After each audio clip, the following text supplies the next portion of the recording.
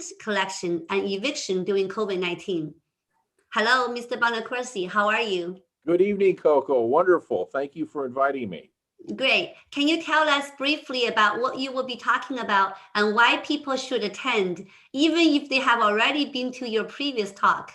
This is a completely new area that has gotten lost in all of the focus on rent moratoriums. It came into effect on January 1st, 2020, just 3 more months before the pandemic hit all of us. It's called AB 1482, or the Tenant Protection Act of 2019. And it's a statewide law that if you don't have rent control in your local jurisdiction, that you are not, as a landlord, allowed to evict your tenants without just cause. And there are certain rent caps, and this is a particularly good time to focus in on it, because if you're going to try to increase your rent for your tenant and it's subject to 1482, you have to look at the last 12 months to determine what was the CPI, because you can only increase your rent for the next year only 5% above the current CPI. So if you're trying to look at rent increases and the ability to evict as the moratoriums get lifted and you can go back to court, you may be tripped up by not knowing enough about AB 1482. And this is a good opportunity for a refresher course or for you to learn about it if you haven't heard about it before. Great, thank you. I hope everyone can join us in 3 weeks. Have a great rest of your day, David Bonacorsi. And enjoy the seminar. Mr. Stone is a wonderful man. So I know you'll have a good program tonight. So thank you so much. Yeah. Bye now. Thank you. Okay. Hello, everyone again. My name is Coco T.A.N. I'm a realtor with Keller Realty in the San Francisco Bay Area. Now, unlike Mr. Bonacorsi, I may not be an attorney, but I am a full service guide who will help you either sell your home or buy your dream home. Sometimes both at the same time. To stay up to date with my active listings, you can subscribe to my YouTube channel and connect with me on WeChat. I know I always remind you, but that's because most of my listings will be gone before our next seminar. All you have to do is to scan those QR codes behind me. And if you want to sell your home, give me a call or stay after to chat. Today's guest is someone who I work with professionally all the time.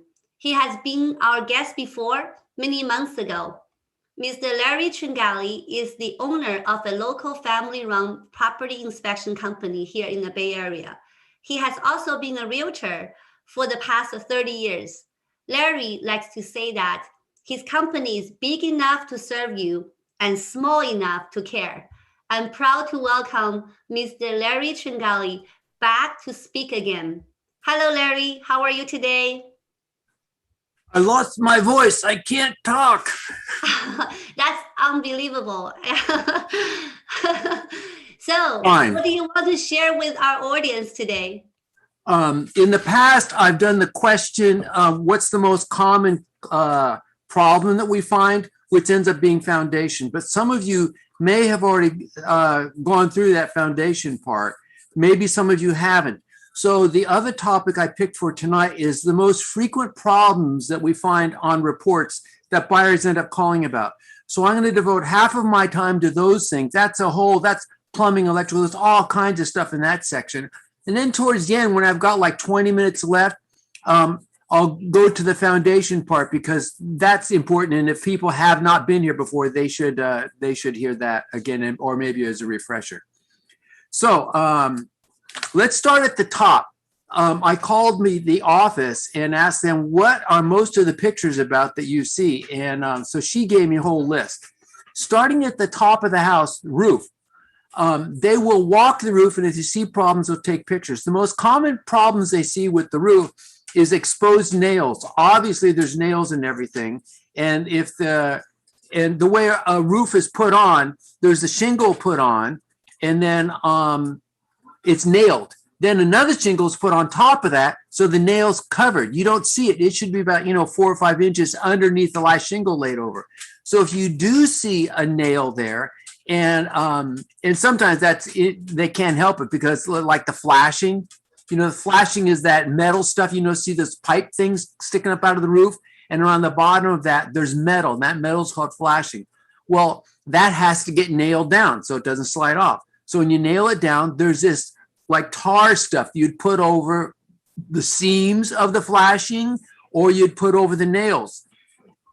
15, 20 years later, that tar gets kind of cracked, and that tar, the cracked tar, could lead to a leak. Or the nail should have the tar over the top of it. If that dries out and cracks. Now, the basic thing of what a roof is, the roof is, first it's plywood.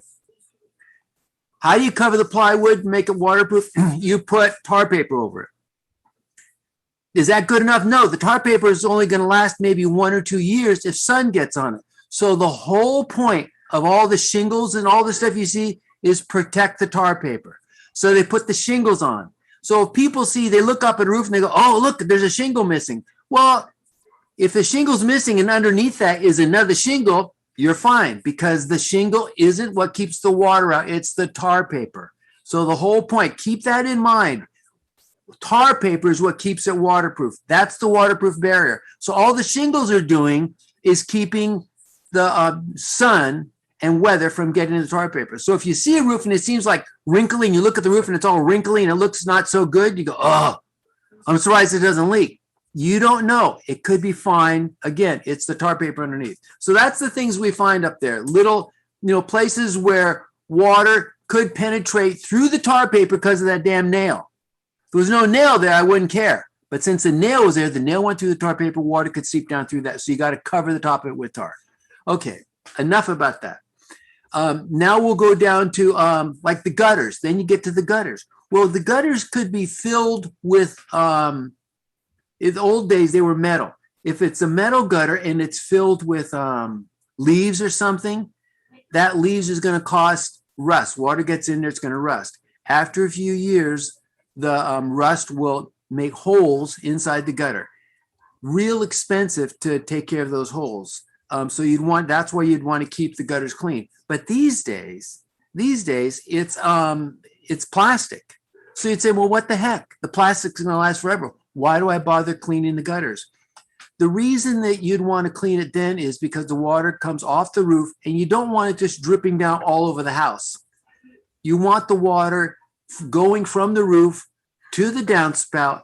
Ideally, these days, it goes down the downspout into the sewer system. Because in the old days, it went down the downspout and went like 2 or 3 inches away, and this leads into the foundation. Why the foundation cracked? Because the ground around it settled. Why does settled water got there? Because the stupid downspout just dumped all the water over that huge surface, the roof. All this water is collecting. What's it do? It dumps it all right there, right next to the house. So you would want the water not to go, I'm diverting a little bit. When the water comes down the downspout, you want it to go away from the house, at least 3 or 4 feet away from the house. So what if it doesn't get to the downspout because the gutter's clogged? Now it's going all around the whole house. You've got water deposited all around the whole house from the roof, and you don't want that either, because again, that can damage the soil, not damage. It just makes the soil settle, which would wreck the foundation. Okay, now done with that, done with the downspouts. Now we're going to, well, what if there is a leak sometimes in an old house? It does leak. Where's it going to show? It'll show on the rafters. So when they go in the attic, they're going to see the rafters and go, hey, I know new wood. And when water has gotten through the wood, it makes those little squiggly lines. What the water does is gets into the wood, pushes the oils from the wood down. And so the oils leave these little tracer marks of where it got pushed down. So when my inspectors go in there, sometimes they'll take a picture if it's severe, and sometimes they won't. But a frequent comment is there's evidence of prior leakage, but there's no evidence that it's leaking now. So then you go out and how old's the house? 50 years old. So you look at the roof looks fine. So it's probably not leaking now. This is sometime a long time ago, it was leaking. So if you see that evidence of prior leakage, I get a lot of calls. It says it was leakage. Yeah, I'm looking at the report. Doesn't it say prior leakage? It used to be leaking. How do I know it's not working now? Well, you don't. Go get a hose, stand on top of the roof with a hose and see if it leaks. But if you look at the roof, you can probably tell. It was a long time ago, so don't worry about that. Then the next thing would be, another thing you might find in the attic is the wiring. All the wiring, you can't have like extension cords plugged from one thing to another thing. In the house, you can, because you can see them. But inside hidden areas, like in the walls or in the attic or underneath the house, you can't, because they might spark. They might, a rat or something might come along, chew the sucker, expose the wire. Now it can short out, make a spark, and make a fire. So junction boxes, and a junction box is when you have wires all come into one spot.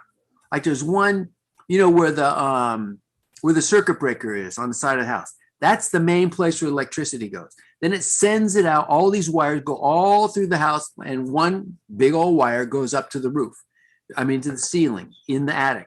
And from there, it says, okay, we need some from this big source of energy. We need some that go over to this room and this room and this room and down the walls. That place where they all join is called the junction box. The junction box has a lot going on inside there.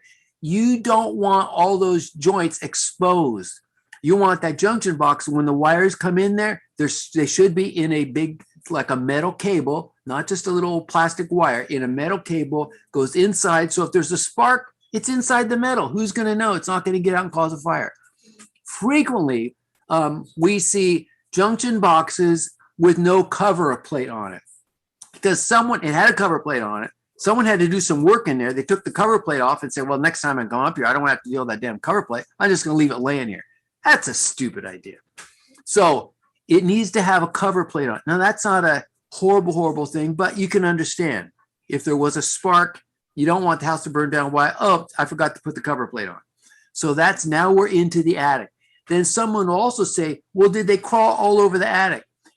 Most often attics are insulated. If they're insulated, it's that fiber. You can't breathe that fiber. So my guys will pop their head up in the attic and look around. If it's not insulated, they can crawl to wherever they can get to look around and see what they see. But if it's insulated with that fiber stuff, they're not likely to go in. They will just say attic inspected from observation from the crawl space. From the attic access. So they'll stick their head up with a flashlight, look and see anything they can see from there. But that is kind of a limited inspection, because they're not going to risk getting lung cancer because of, you wanted to know, is there anything else going on in your attic? But, we've been doing this for a long time, and that's adequate. There's usually nothing going on up in the attic. Usually what they're going to find is maybe they'll find rat droppings, let you know, hey, you got rat poop up there. That's something to pay attention to. But normally when they built the house, it was fine. It was inspected, and no one has gone up there crawling around. So nothing has really changed in 50 or 80 years, however long the house has been there. Okay, now we'll get to, go down into the house.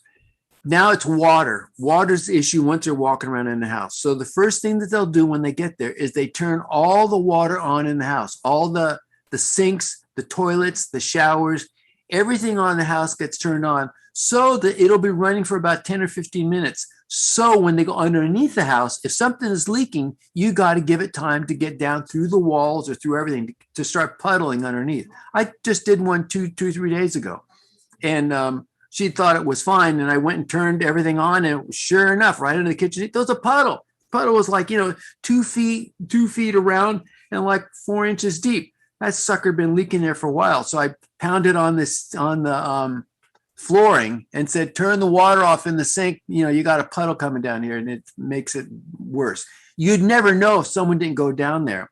And, and speaking of that, here's something I'll tell you.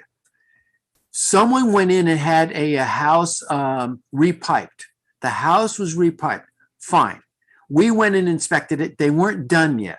Said, okay, when they're done repiping it, I'll go back and look, just to look around. And the buyer was curious what's going on underneath the house. So we went underneath the house, and he crawled with me to show him the foundation and show him all this stuff. And then as we were walking around, crawling around, I heard this noise. Go, what's that?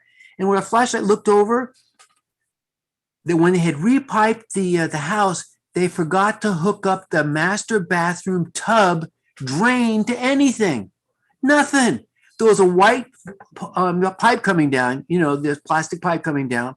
And when we looked at the flashlight, it was a lake. The lake was about 6-8 feet wide and about 20 feet long. The whole downstairs was filling up with water.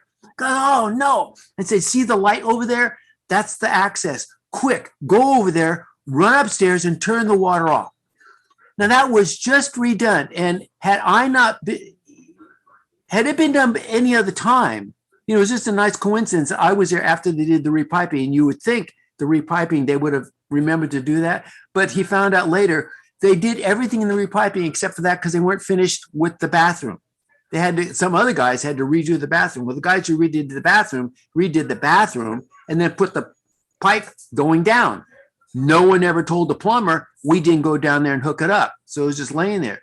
What would have happened is they would have used that thing for a long, long time. And eventually they would have gotten a smell. What's that smell? I don't know. Get someone in here. And they would have discovered it's mold. Where's the mold coming from? Look down. The whole bottom of this house is covered with black. Why? Because the water had been building up there. Every time they used it, it'd be like a giant lake after a couple of years. It would get warm during the summer. It would make mold and the whole bottom. I mean, that would have been a disaster. I mean, you can imagine the whole body of your house is a huge lake because for 3 years, you didn't know the master bathroom tub and shower just went right straight underneath your house and was making a lake. Right. So you get any work done, no matter how much you pay that guy, if it's downstairs underneath the house, piping, make sure someone goes there to look. You can do it. Anybody can do it. You just pop your head down in there with a flashlight, look around, turn everything on, make sure you don't hear any leaking. You could hear it. That's a lesson for your life. Okay. Where were we? Oh, yeah. Leaking. So they're going to turn everything on. And a very common thing that we'll see is leaking underneath the bathroom sink or underneath the kitchen sink, underneath somewhere, there'll be actual leaking, or sometimes there's evidence. Something had been leaking there. And so you can look at the wood, and the wood's solid. It's okay, but you can tell at one point it had been wet.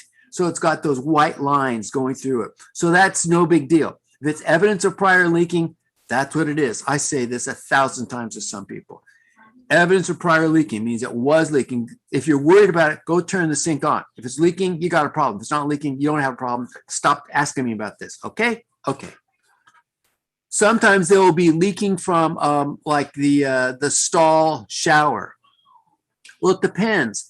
You got to just use common sense. You see where it's leaking. And if it's like coming out of the wall, you turn the faucets on, it's just like dripping down the tile. Go, uh-oh. It could be leaking inside the wall.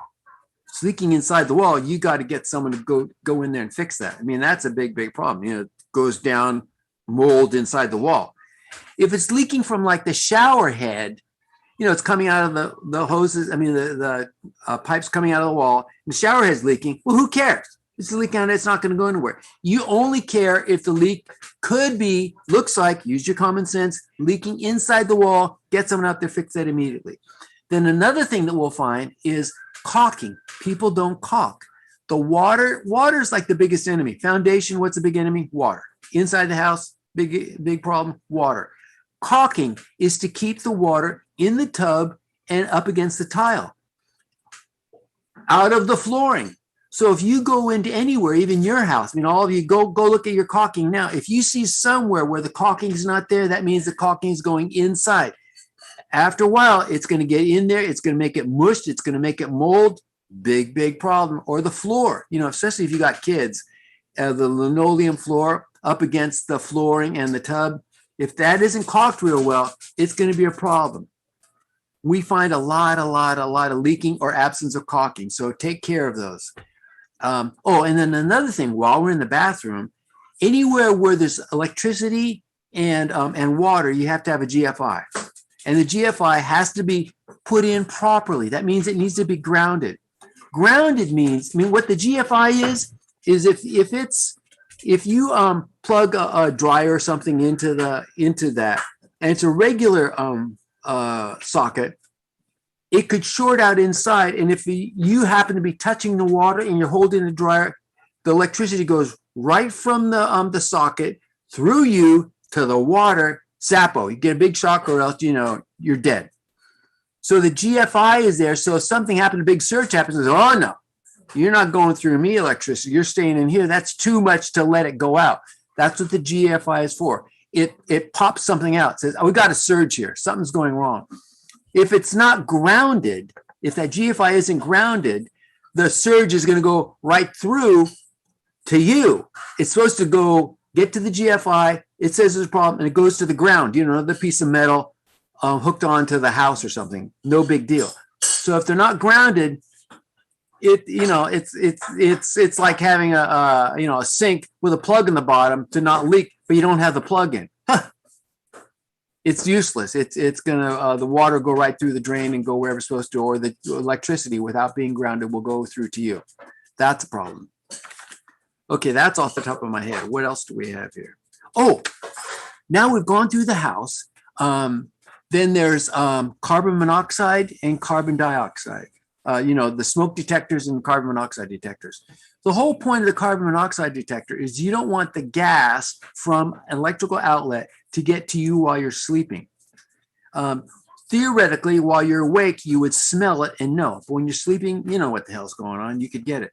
So the most common place for gas to be in the home would be in the kitchen. If there's a gas, stove or oven. So if you have a gas stove or oven in the middle of the house and you've got some bedrooms to that way and some bedrooms to that way, you've got to have a carbon monoxide detector on both sides, because that's the whole point. Keep the gas away from you when you're sleeping. Then you've got this issue about there's two types of carbon monoxide detectors. Some are built in with the smoke detector, and those are typically up on the ceiling. There's another type that you can plug into a wall. Now, those are plugged into the wall, and they're typically about 18 inches from the floor, where a socket would be. So here's just a little bit of common sense. Now, carbon monoxide is heavier than air. So if carbon monoxide leaks, it would go down. It's going to stay low. Well, why do they put it up? They put it up because if there's a fire, the carbon monoxide is going to get heavy. I'm not heavy. It's going to get lighter because it's heated, and then it's going to go up. So if there's a fire, the carbon monoxide will get heated and go up and click the carbon monoxide detector up on the ceiling. But what if there's no fire? It's never going to get to there. Carbon monoxide is going to go down on the ground, creep up, and if there's enough of it, creep up and get you in bed while you're asleep, and you'll be dead. What happened? Oh, it never got up to the damn ceiling because it wasn't too hot. It got to your nose before it got to the ceiling.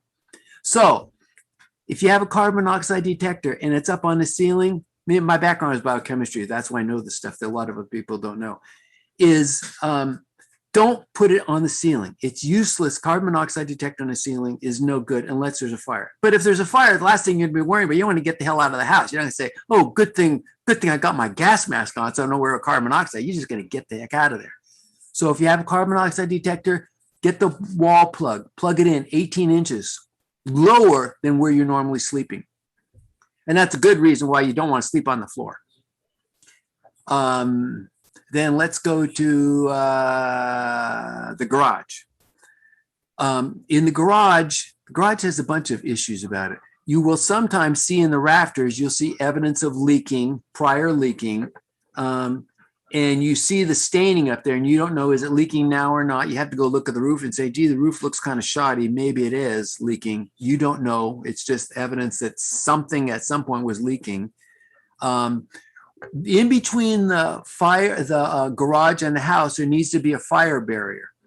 The most common place for explosions in a house was from the hot water heater exploding, or something exploding in the garage. The hot water heater was on the ground, has a little flame, the flame to keep it hot. If you have paint down there, paint fumes are heavier than the air. So paint fumes would seep. If you had an open can, paint fumes would seep out of there, go along the ground, slide along the ground. All of a sudden, they find the little pilot light, and then kaboom. From the hot water heater all the way to the paint can, that whole thing blows up, and then you got a fire. So that's why quite a few years ago, they said, we can't have these stupid hot water heaters on the ground anymore. We have to have them 18 inches up. So 18 inches up is where the flame is. And usually the paint fumes or whatever you've got down there. lot of different sprays. I mean, there's all kinds of stuff you can have that's flammable fume. Oh, like if you have a lawnmower, where's the gas can? It's probably sitting right there. Duh, that's pretty flammable. So that's why the hot water heater is up 18 inches. And then if a fire did happen in the garage, they'd say, let's make sure it doesn't get into the house. So that's why it's sheetrocked. You know, it could be just regular old stuff on the outside perimeter. You'll see it's nothing. It's the just the studs, wood studs. And then on the other side of that, you might see the tar paper and it'll be stuck on the other side. But where the house section is, it needs to be sheetrock. What if there's a hole in the sheetrock? Because someone did something. If there's a hole in the sheetrock and there's a fire in the garage, the fire is going to find that hole. Sparks are going to jump in there. What's on the other side? It's the wood. Now, the wood inside your walls is going to catch on fire. You got a problem. So there can't be any holes in anywhere. Also, the door, people may open up the door and shut the door and won't shut all the way. So the door from the garage to the house has to have an automatic shutter. And it can't just sort of shut it. Has to really shut it all the way. So my guys test that. The door also, interior doors are just that, two pieces of real thin wood pasted together. They're not going to stop anything. Fire gets up to that, it's going to stop it. So the door needs to be a solid core, solid wood. That sucker is going to take a lot, solid wood, inch and a half thick. That sucker's not going to burn right away. It could burn eventually, but you'll smell it before it breaks through. The fire breaks through that. So it has to be solid door, or you can have one of those old regular interior doors, but then you have to cover the exterior of it facing the garage with sheet metal. So the whole thing looks like a big tinfoil thing. Well, not tinfoil. You can't use tinfoil. That's too thin. You have to get one of those sheet metal things, like the kind of sheet metal that you would have laying down on the garage floor to catch oil, or flashing, real thick, non-bendable sheet metal. That sheet metal would be covering the whole side of the door, the inside of the door. So if fire did go up to it, it can't get through. And that's everywhere. Everywhere you stand there and look at if you see any hole, a little hole, like there used to be a wire that went through and it came out. You got to plug that sucker up. You can plug it up with you can't use like the putty stuff. You can't lose like caulking. Caulking is like a plastic. It will melt or maybe ignite. You have to use the caulking like you'd put like around tile, like the grout, that stuff that's made out of cement and stuff.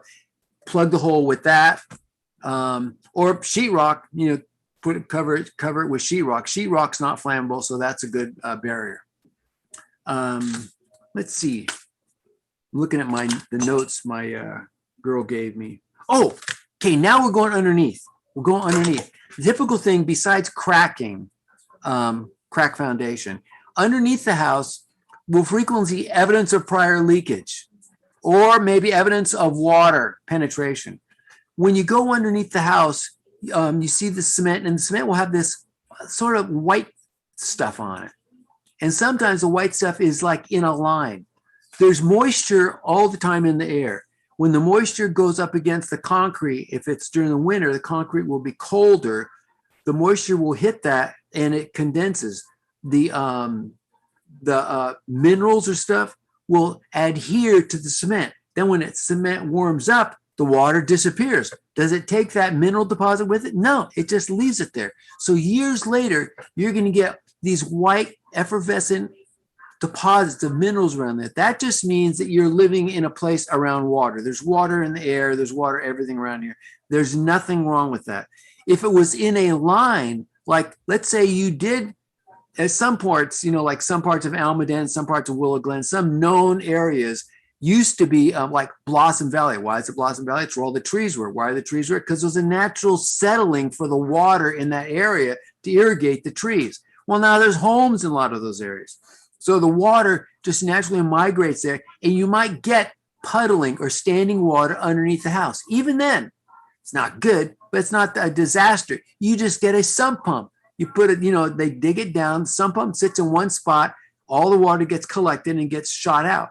So we could go down there and say, gee, it feels a little bit moist, but we'll see where water had been there. Maybe some winter when it rained, water had gotten down in there, and the water and the ground, clay, too saturated. It couldn't absorb the water. So it sat there for a little bit. The minerals leached out of the water, got into the cement. Now the water's gone. And so all we see is that white line. It's no big deal. If it was a deal, it'd be big cracks, or we'd see big areas where the dirt isn't there. It's just washed away. Well, even then, I've done that to places you see and where it washed away because of something was on the outside, something on the inside, and there's a chunk of this foundation, and there's an area 6 inches or 2 feet. It's a big hole underneath. There's no dirt there. Fine. It needs dirt. It needs something. So you could put bricks in there. Just put bricks or something solid in there and get something and pound it in, like with the edge of a sledgehammer or something, and pound it and pound it in. Make it as tight as the dirt around it. There, it's fixed. It's not that big a deal. And even if it was 2 feet, the whole house isn't going to crash down because you got 2 feet of foundation. It just looks better if you have it supported. Then while we're down here, the cracks, if you see vertical cracks in a foundation, the whole point of a foundation is strong because of the rebar. If the rebar is there, it'll stay strong. If the rebar gets wet, it could rust. And if it rusts, it could deteriorate. Then you could have the foundation crinkling away. A horizontal crack isn't that big of a deal because if the crack is, let's say, 1/4 inch wide, water gets in there and hits the rebar, it's going to disintegrate 1/4 inch of the rebar. All the rest is there. Who cares? The house doesn't even know 1/4 inch of the rebar is gone. But if it's a long, long crack, like 10 feet, 15 feet or so, horizontal, and the water does happen to get down in that could wipe it out. But then you need to look at it and see, is water really going to get down in there? If you look at the outside of the house and there's no cracking there, it's just on the inside, how's the moisture going to get in there? The moisture could get in there, but not a lot. So then you could there's cement goo. It's like caulking for cement. You can go get that at Home Depot, fill that sucker up to keep all the moisture out.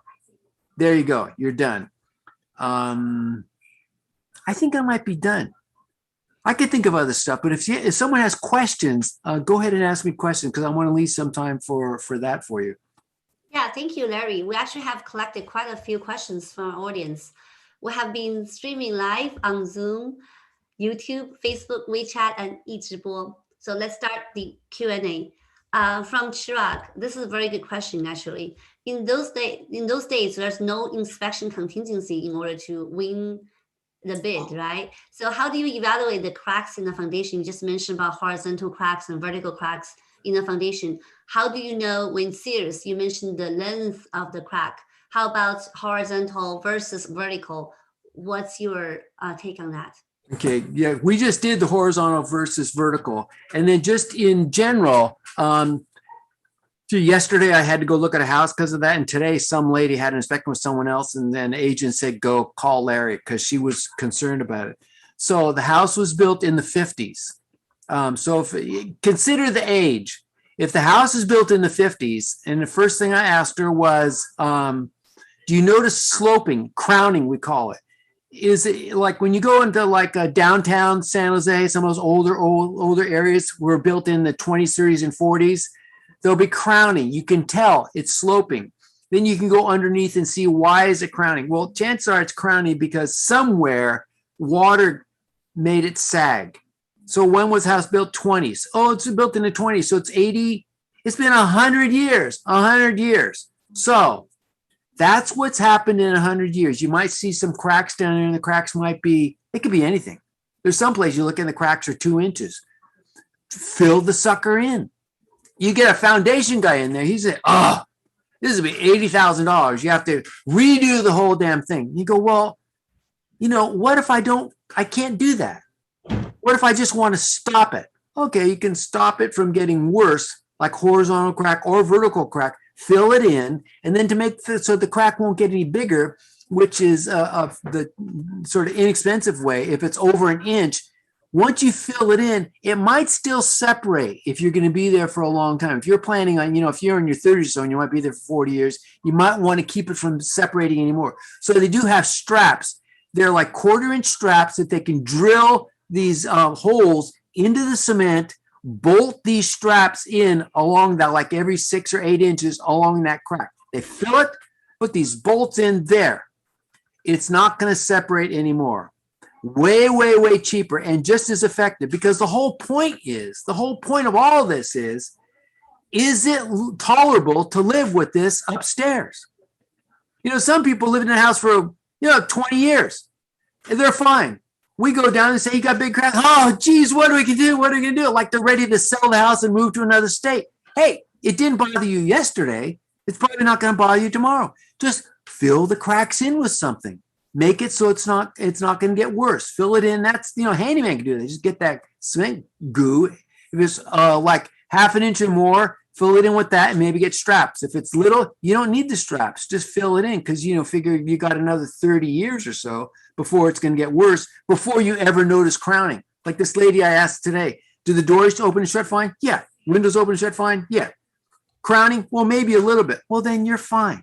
You're fine. It doesn't really matter. Does that answer the question? Yeah, basically, if it's similar size, is the horizontal cracks more serious or is the vertical crack? Yes, and horizontal crack is more serious because the water penetration. The cement will stay intact as long as water doesn't get to the rebar.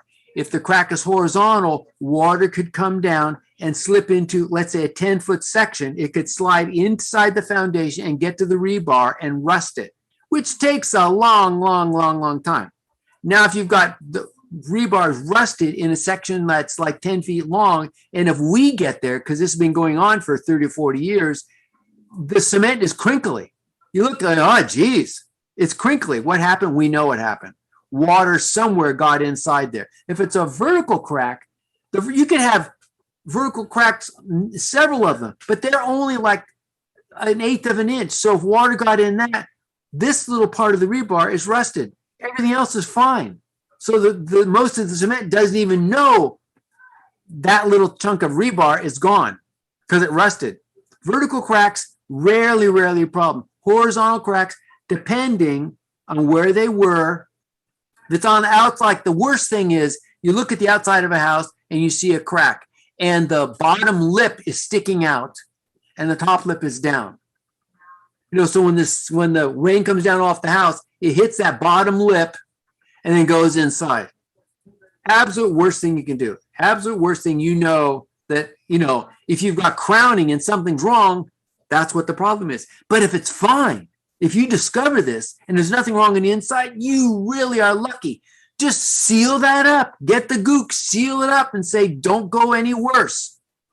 Once you seal up, it'll take a long time it's already rusted inside there. The rust is still there, but it'll take a long, long time for that rust to deteriorate enough so that the cement around it is wrecked. Just seal that up and hope you're not there in another 60 years.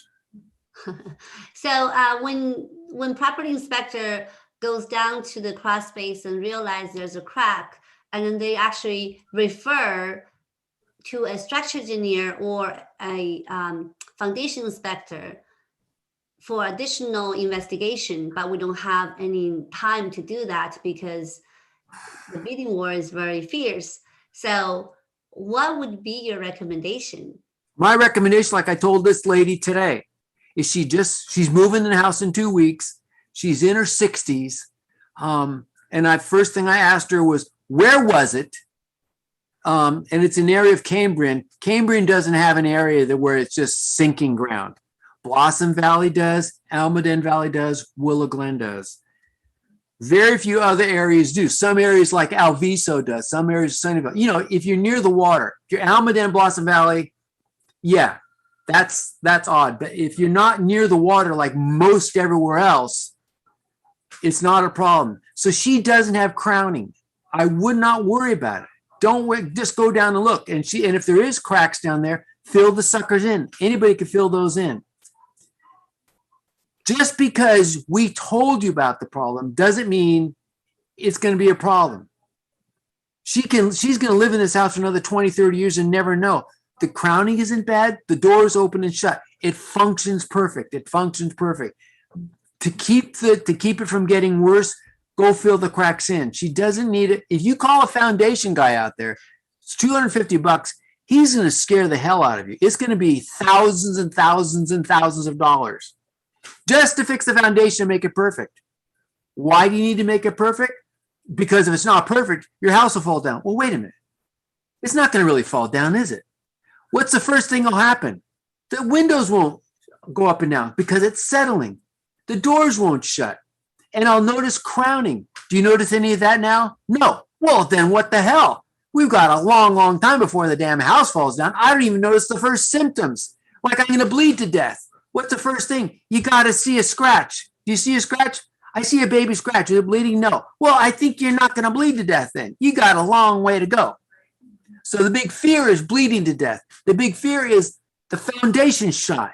There's a way long time. A lot of little scratches can happen on you before you bleed to death, and a lot of crap can happen to the foundation before you have to move. When it'll be a concern is when you go to sell. Someone else is going to go down there and see it. So then before you sell or when you move in, get the goo. Fill all that stuff in. Maybe if it's over, quarter inch to half an inch, strap it. Get those metal straps. Very often, as a matter of fact, I almost forgot to tell you this. Every single report we have, every report says minor cracks noticed, which is typical for a home of this age and in this area. Well, except that the home is like 2, 3, 4 years old. We don't put that in. We're going to look stupid. But if it's over 5 or 8 years, you're going to see some cracking. And then people will call me frequently about that and say, what do I do? And my standard line is, if you want to find a house with no cracking, move to Arizona. There's no water there in Arizona on the ground. It's not settling to be fine. But if you want to live here, every home, hundreds and thousands of homes around you, all have minor cracking. No one is moving their house. Who do you know who had to move out of the house because the foundation fell apart? No one. Okay. You're just like everyone else then. It's not going to be a problem. Don't get worried about it. And then if they're really worried about it, just say, hey, I know this old Italian guy. Call him. He'll make you feel better. Have him call me. I'll make him feel better. I love that. Scared to death, like bleeding to death. If you only have a scratch right now. That's a little crack. Oh, I'm bleeding to death. You idiot.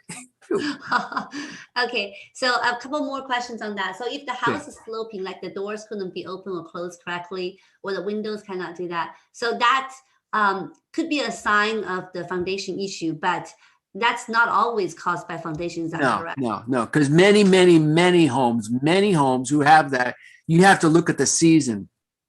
It will be seasonal, like especially those areas that I mentioned, so areas of Blossom Valley where they've got moisture in the ground. Some areas, if you're higher, there's no moisture there, and then you never have that issue. But if we're going through a drought, there's no water.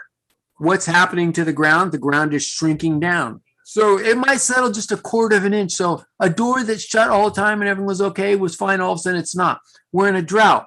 And if they fix it, then when the drought is all done, it starts raining again. Now the ground is going to go back up. So the quarter inch that was gone now is going to come back. So if it rubs a little bit, be tentative about that, especially if you live Willow Glen, Blossom Valley, Almaden, that area. You're more susceptible to these settling issues there, and seasonal. It can be seasonal. It's no big deal. I mean, because again, I'd say you're worried about your house. Look there's 5,000 houses all around you. Everyone here seems to be happy and fine. They're living with it. If you don't want to live with it, go somewhere else. But it's not that big a deal.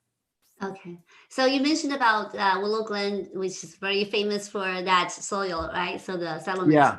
So there's another question about Warm Spring, Fremont. Many homes there also have foundation crack issues. So do you happen to know, is that also a geographic reason as well? The house that I went to look at 2 or 3 days ago that had an 18-foot horizontal crack was up Warm Springs. And it wasn't down where you'd expect the settling to happen. It was way up on top of a hill where there's these high power tension lines. It was way up there, within around 25 feet of the high power tension lines. I don't know that. And it was way up on a hill. So the whole house was fine. The home was built in the 70s. So it's been there for, 50 years. And it was 18 feet long. Oh, another thing. If they mention cracking, but there's no picture, it's because the crack was so small, it wouldn't show up in a picture. And for us, it's about a quarter inch. If it's a 1/4 inch or more, it'll usually show up. So we do give them pictures so that they can evaluate it or show it to someone else without having to have some guy crawl underneath there. And so this lady, she's in her 60s. She's going through divorce. So I said, are you going to sell the house or keep it? If she was going to sell the house, it'd be an issue. She's going to have to, goop it or do something, treat that. She says, no, I'm keeping the house. I said, okay, well, here you go. This is what's happened in 60 years. Do you notice any? Oh, and then another thing. God, I'm glad you asked that because this was a big deal. First thing I did was I went underneath the house, and when I saw that big crack, oh, man. So then I went upstairs along this living room wall and looked for cracking in the sheetrock. None. No cracking in the sheetrock. Look way up on the top where the sheetrock hit the ceiling. Perfect. Walked up and down. I noticed no crowning, no sloping. So then I went to the outside. When you go to the outside, a good way to judge, I forgot this part too, with foundations, like in an area, like a Boston Valley, Wilton, in those areas, when you go to those areas and you look at the sidewalk, you'll see a lot of waving in the sidewalks. So you can kind of tell, this area goes up and down because of the moisture. So that relates to your house. If the sidewalk's going up and down, chances are your house is going to be going up and down a little bit seasonally also. So with her, I went to the outside and looked, and she had like brick walkways. The bricks were all fine. If it was settling was an issue, some would have been up, some would have been down. And she said, "Oh, these were here when we moved in, like 20 years ago, and they're fine." So, well, I don't know how in the hell that crack got there, but it's there. But there's no settling. I look at the stucco. The stucco looks fine. The sidewalk looks fine. Inside your house looks fine. If I didn't show you this picture of this crack down there, you'd never know it's there. So just seal it, get that goop, seal it up. And I don't really think you need any clamping the metal straps on it because it's not happening anymore. If it was happening, the bricks would all be out of whack. The stucco would be cracking. Nothing cracking. There. I hope that puts a lot of people at rest. Look at the conditions. If it's cracking, it has to show something. Like I got a scratch. If there's no blood, don't worry about it. If there's a crack in the foundation, but you don't know it's any symptom, don't worry about it. Just seal the crack. Put a Band-Aid on the cut, seal the crack with the goop. Okay, done. Yeah. Okay. And then there's a question, maybe you understand. So is the crack on the foundation beam, is that serious? Foundation beam? Foundation beam, BEAM. What's a foundation beam? I'm sure. If it's a wood foundation, it's got a beam. I would call the agent because they sold you a raft. This isn't a house. It should be in a river floating somewhere. I don't know what the foundation beam is. Got it. Okay, I will check with you later. So that's a lot of questions on cracks, which is good. So coming back to the other question. So a question from Gerard. Recheck your understanding on the grounding requirements for GFCI receptacles. The National Electrical Code allows GFCI receptacles to replace non-grounded, the 2-prong receptacles. So what you just mentioned about the GFCI thing. I believe they should be 3-pronged, but again, I mean, if he knows more about it than I do, fine. Okay. I believe it should be 3-pronged, but I don't. Okay. And then you mentioned about the sheet metal is required to cover the garage side of a standard interior door, right? So which kind of requirements for that sheet metal is? I don't know the specifics of it. I just it's not like tinfoil. It's like the flashing, or what gutters are made of, or flashing. Flashing up on top of the roof. It's thick, not so thick. It's bendable. It's the kind of sheet metal that you can bend, but fire is not going to easily get through. That's what it would take. And that's only if it's an interior door, the kind of door that is, the hollow door. Hollow door, put the flashing on. If it's not a hollow door, it's fine. Okay. And then don't forget that has to automatic shut. Something to automatically shut the door all the way. Okay. And a threshold. I forgot to mention threshold. If you don't have a threshold, fire will find that little 1/4-inch crack underneath and slip into the house. So it has to have a threshold also.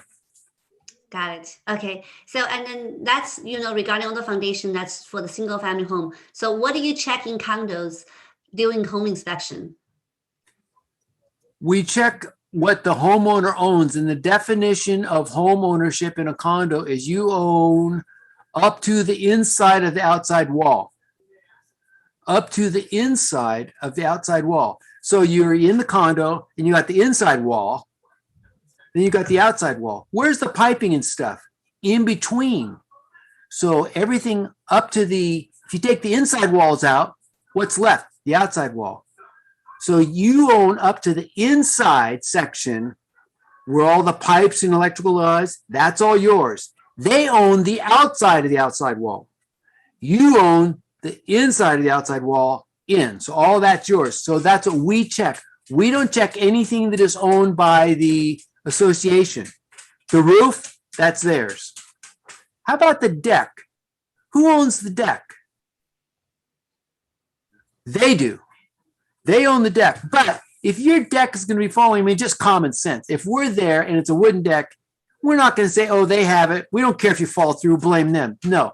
We will check anything that we see that could be a hazard to you, because even though they own it, we don't want you, the client, to trip through that, or we don't want it to get rotten and not tell you about it. So we will, the railing, everything that we can get to, we will check, but not the roof, certainly not the foundation. The foundation, even in a townhouse, we will, when we go underneath, sometimes some townhouses have a crawl space. There'll be in the end of the garage, there'll be a little bit door and you can go in there. We will go in there. And if we see something wrong, we will tell you. Oh, it's another thing. Glad you mentioned that. What about the pillars? Underneath the home, there's pillars and they've got the like a cement, supposed to be a cement slab. On top of that, you've got usually a 4x4 sticking up against the joist, the floor joist holding the floor. Very often when they cut that, it didn't get cut right, so they'll put a shim. Shim's just a little like a shingle piece of wood. They hammer in there to make it flush, to make it supporting. Sometimes way later, 20, 30 years later, some of those floor supports may pull away. That's kind of a sign. If the ground is sinking, the little floor pillars will pull away, and you can see the joist is just sitting there. There's nothing underneath it. So then what they'll do is get shims and hammer shims in there to keep it supporting the joist still. Okay, and then you mentioned that the question going back to the sheet metal for the fire door and the regular interior doors. So the follow-up question basically is asking about the metal thickness. So it is stated in, I think this is pronounced as gauge. I don't know. Gauge. So 24 gauge is thinner than 60. Oh, gauge. Gauge. Okay. Yeah. So it was asking you about what gauge is required. I'm not gauge qualified. I have no idea.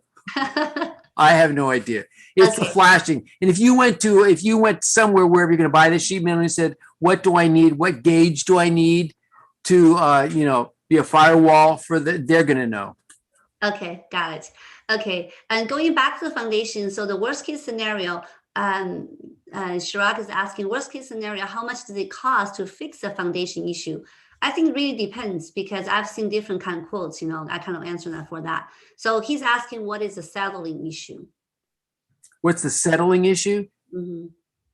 The settling is, you can't, that's when they have a settling issue. That's when I tell them, look at like this lady today and the one from yesterday who had that huge crack, probably just from settling, I'm guessing. Do you notice anything on the inside? No. Well, then you don't have anything to worry about. There's no crowning. Everything is working fine. And there's no way you can stop settling. You can't, because that's the line of, you don't want to live in an area where there's settling. Go to Arizona. There's no water in the ground there. But if you stay here, there's going to be settling. Some places severe, some places not severe. But even if there is settling, if you can live in the house fine for 20 years, who cares what the hell the ground's doing underneath? Got it. Okay. And then some audience is asking for your phone number, Larry. What? Yeah, it's a 408. And this will be this. Don't tell anybody. I'm going to give you my cell number. 408 472 3813. 408 472 3813. That's awesome. This is actually the end of our seminar.